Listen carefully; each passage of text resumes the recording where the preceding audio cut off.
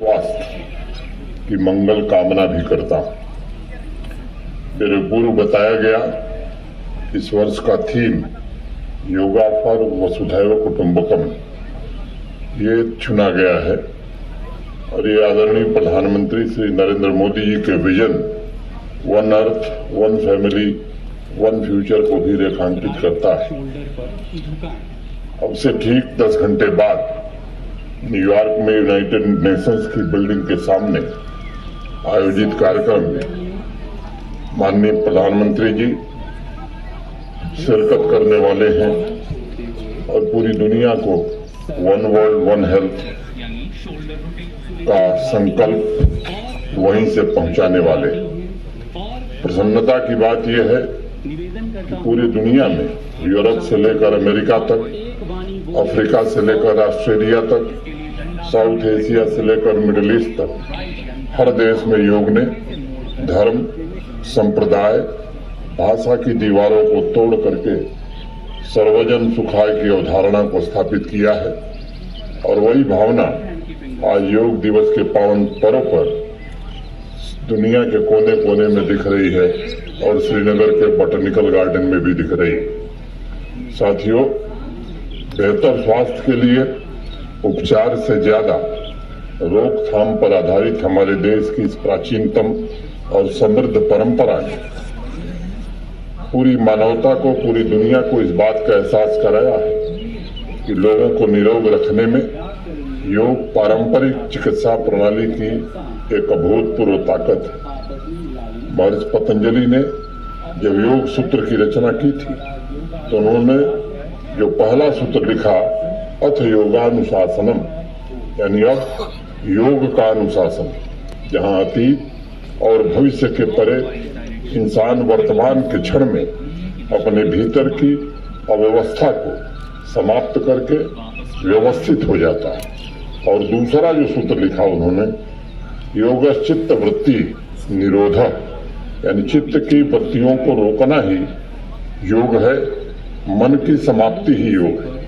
और आज हजारों साल बाद मेडिकल साइंस के विद्वान भी मानने लगे हैं और कह रहे हैं ये दोनों सूत्र हर एक उम्र के लोगों के शरीर तथा मन, बॉडी एंड माइंड को स्वस्थ रखने का सबसे बेहतरीन माध्यम है।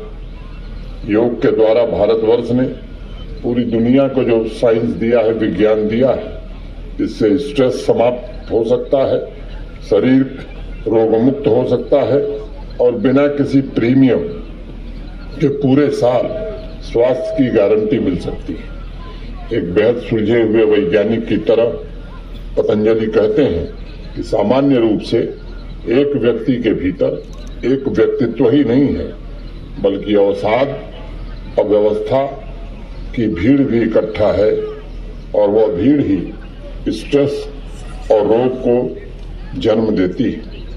योग अनुशासन का सीधा मतलब है कि वह भीड़ हटाकर आप अपने व्यक्तित्व के केंद्र सेंटर को प्राप्त कर लेते हैं, अपने भीतर व्यवस्था को व्यवस्था में परिवर्तित कर देते हैं। योग हमारे फिजिकल तथा मेंटल और व्यवस्था को समाप्त करके बॉडी और माइंड को एक लय में, एक सुर में लाता है और अपने भीतर के केंद्र की वजह से आप जैसा चाहेंगे वैसा ही शरीर व्यवहार करेगा। लेकिन सामान्य तौर पर नॉर्मल जीवन में हम जैसा चाहेंगे शरीर कभी भी उस तरह का व्यवहार नहीं करता है।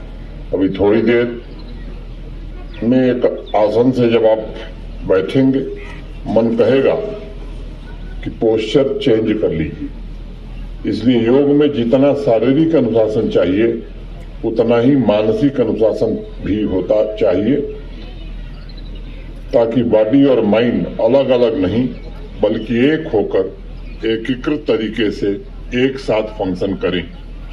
फिजिकल प्रैक्टिस के पहले उस अनुशासन, उस डिसिप्लिन की स्थिति में पहुंचना होगा जिसका जिक्र पतंजलि ने किया है, ताकि आत्मबल की शक्ति हमारे शरीर के लिए सुरक्षा कवच बन सके।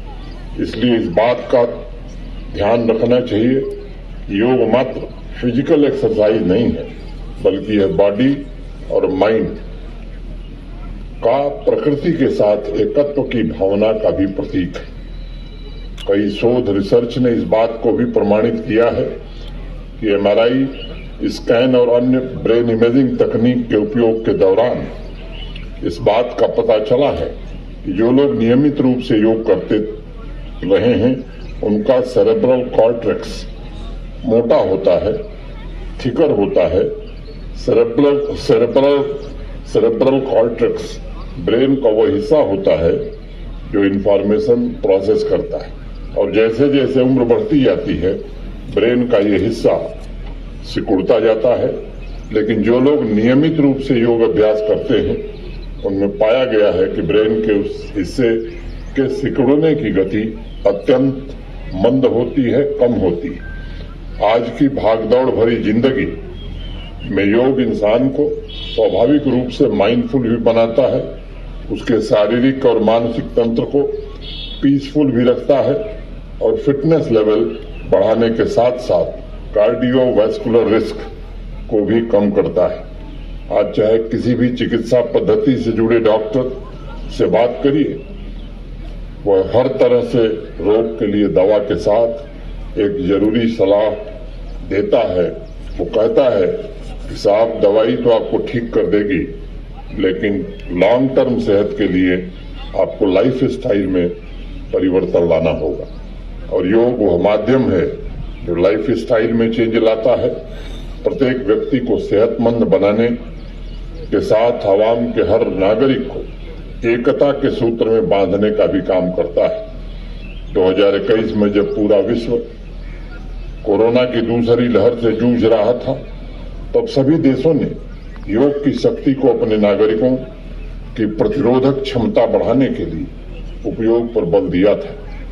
और इस बात को सबने स्वीकार किया है कि सभी प्रोटोकॉल का पालन करना, वैक्सीनेशन के साथ साथ योग ने कोरोना की रफ्तार रोकने में बड़ी भारी मदद की है।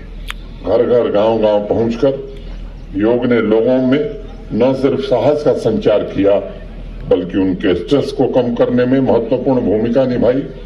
आजकल होलिस्टिक हेल्थ टर्म की भी बड़ी चर्चा हो रही। इसका मतलब है फिजिकल हेल्थ और मेंटल हेल्थ। इसलिए डॉक्टर्स कहते हैं कि शरीर और मन दोनों को स्वस्थ रखने का उपाय योग ही है। जम्मू कश्मीर आयुष डिपार्टमेंट ने यह सुनिश्चित किया है कि योगा प्रोटोकॉल सबके लिए उपलब्ध हो और उसका लाभ सभी तक पहुंचे। अभी कल ही आयुष डिपार्टमेंट ने पारंपरिक चिकित्सा पद्धति के विकास में एक और पड़ाव पार किया है और कठुआ जिले में होम्योपैथिक कॉलेज की स्वीकृति उन्हें मिल गई। मैं सभी नागरिकों को इसके लिए बधाई देता हूं और एक बार पुनः जम्मू कश्मीर के सभी भाइयों बहनों के बेहतर स्वास्थ्य की कामना करता हूं और सबको अंतर्राष्ट्रीय योग दिवस की अनंत शुभकामनाएं देते हुए अपनी बात पूरी करता हूं। धन्यवाद। जय हिंद।